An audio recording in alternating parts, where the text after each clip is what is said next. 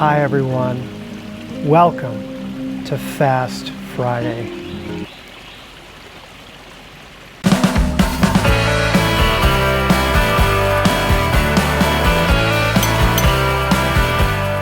Hi everyone, welcome to Pal to Tech. You know, with the Fujifilm X-T4 coming out, that new Bleach bypass simulation looks really cool. So I thought it'd be a great idea if we could go and download the official Fujifilm Color LUT Eterna Bleach bypass, bring it into Photoshop, see if we can apply it to a file and show you how to do that, just for fun. First thing you want to do is head over to the Fujifilm LUT download page. I will have a link to this exact page in the description below. You come here, there are two links. You only care about this one right here, the Flog 3D LUT file. Once you've downloaded it to your computer, it will be in a zip file. You need to open that up, and inside that folder, you will see the various Fujifilm camera models. Look for X-T4. The one you're interested in is Eterna BB, Bleach Bypass. The next thing you want to do is open up a RAW file. Doesn't matter which RAW file, pick any RAW file you've shot with your Fujifilm system. I'm just going to drag it and drop it right into Photoshop. Next, you want to click on the presets icon. It's located right here. Then go down to the bottom and there is an icon for new preset. What you want to do is, if you are on a Windows machine,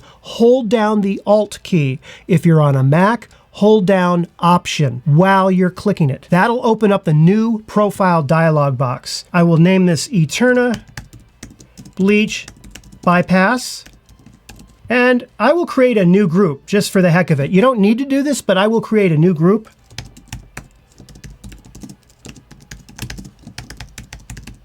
You want to untick Camera Profile Adobe Standard and untick Point Curve. Then go down to the bottom and tick the box that says Color Lookup Table.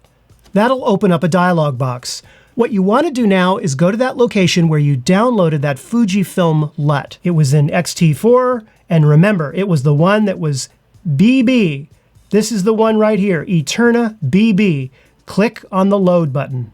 Next, you want to change your color space to Adobe RGB, and finally change the max to 100% and the amount to 50%. When you are done, click the OK button. Okay, so now I'm going to open up Lightroom. Keep in mind that if you had Lightroom open already while you were doing this, close it out completely and then reopen it once you've added this new Bleach Bypass LUT. Okay, I am back in Lightroom. Let's see if it's there. I'm going to go to my Develop module, Profile. I'm going to click on the little Browse button. Scroll down. Oh, look at this. Have a look at this. And boom, check it out. I just applied the Eterna Bleach Bypass film sim, so to speak, to my photo.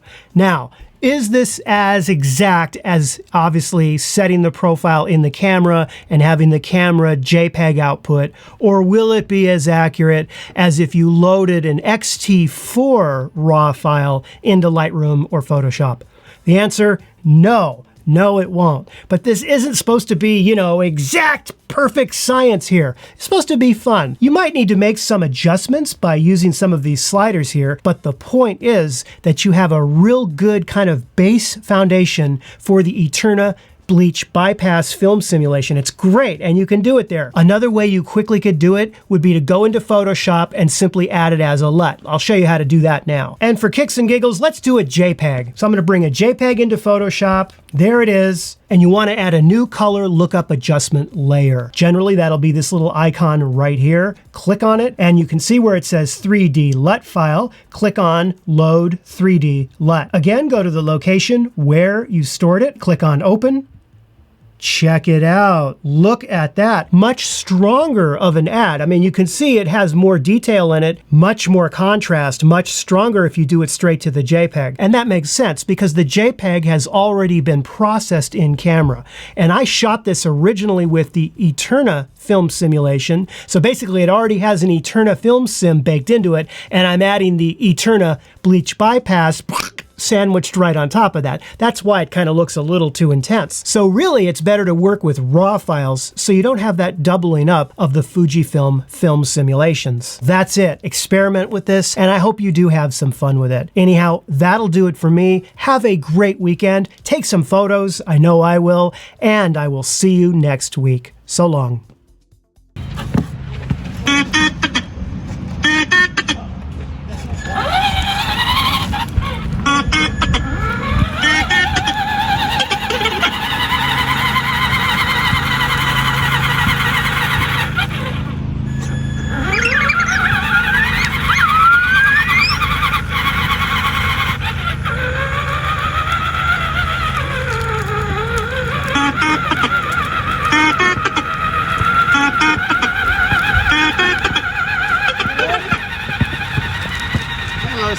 Special delivery vehicle. What would you like now?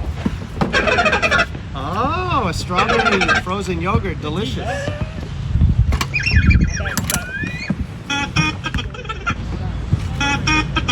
Honey.